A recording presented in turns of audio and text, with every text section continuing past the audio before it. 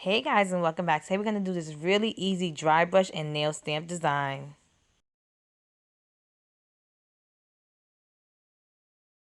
So I'm going to use this blue by Finger Paints called Blue U Bamboo, this white by Creative Play called I Blanked Out, this purple by Creative Play called Isn't She Grape, and this lilac called A Lilac-y Story. And I painted my nails with the lilac. Instead of doing the white polish like I usually do, I want to do something different. I have to say I love the finished look of this. Now, I like doing dry brush because it's really quick, easy, simple, and you can add as many colors as you want. It's a really, like I said, a really easy nail design to do. Once I was done with the dry brushing, I just applied black polish onto this stamp design. The plate I'm using is a generic plate. It's from Amazon. It was really inexpensive, but I love the designs on it.